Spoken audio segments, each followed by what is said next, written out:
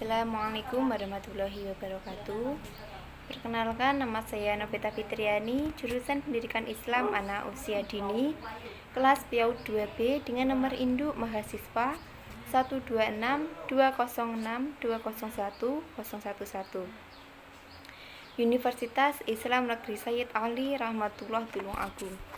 Di sini saya akan menyelesaikan tugas akhir semester mata kuliah Dasar-Dasar Pendidikan Dosen Pengampu Ibu Nanda Istiqomah MPD. Di sini saya akan mengulas ulang makalah yang berjudul Landasan Komparatif. Secara etimologis, pendidikan komparatif berasal dari kata pendidikan dan komparatif, sedangkan kata komparatif diartikan sebagai keadaan yang berkaitan dengan usaha membandingkan. Pendidikan komparatif secara etimologis dimaksudkan sebagai ilmu yang mempelajari tata cara atau prosedur membandingkan dua atau lebih sistem pendidikan yang berbeda.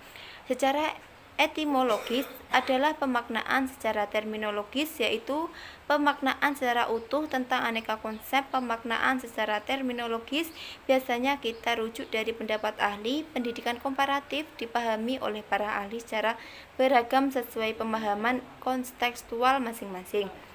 Secara historis, pendidikan komparatif sebagai suatu studi telah memiliki sejarah yang amat panjang. Sistem pendidikan di Indonesia adalah mengacu pada sistem pendidikan nasional yang merupakan sistem pendidikan yang akan membawa kemajuan dan perkembangan bangsa dan menjawab tantangan zaman yang selalu berubah. Hal ini membagaimana visi dan misi sistem pendidikan nasional bertuang dalam Undang-Undang Republik Indonesia Nomor 20 Tahun 2003 sebagai berikut. Terwujudnya sistem pendidikan sebagai peranatan sosial yang tidak menghasilkan mutu pendidikan yang baik. Di samping itu, pendidikan di Finlandia tidak memotivasikan siswa untuk menjadi siapa yang terpandai di sekolahnya, namun lebih menekankan bagaimana membentuk learning community, yaitu menggabungkan guru sebagai pendidik, siswa sebagai anak didik, dan masyarakat sebagai bagian dari pendidikan. Sehingga kalau kolaborasi ini yang membuat pendidikan lebih unggul karena semua merasa bertanggung jawab akan proses pendidikan.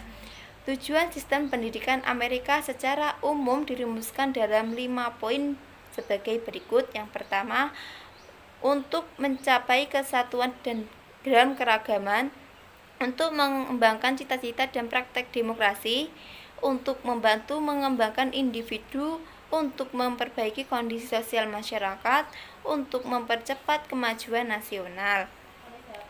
Sistem pendidikan Cina adalah meliputi pendidikan dasar, basic education, pendidikan teknik dan kejuruan, technical dan vocational education, pendidikan tinggi, dan pendidikan orang dewasa. Pendidikan dasar meliputi TK, SD, SMP, dan lama pendidikan yaitu pra-sekolah 3 tahun ke atas, sekolah dasar 5-6 tahun dengan usia masuk SD 6 tahun, dan pendidikan sekolah menengah tingkat pertama 3 tahun dan tingkat atas 5 tahun. Selain pendidikan formal, di Cina juga berkembang pendidikan non-formal yang berupa pendidikan orang dewasa yang bertujuan untuk meningkatkan kualitas kehidupan masyarakat yang pada gilirannya diharapkan dapat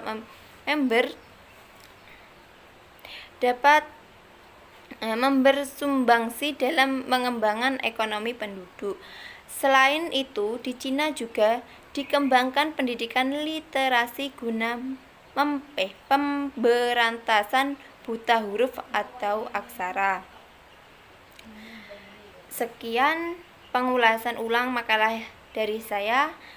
Jika kurang lebihnya, saya mohon maaf sebesar-besarnya. Wassalamualaikum warahmatullahi wabarakatuh.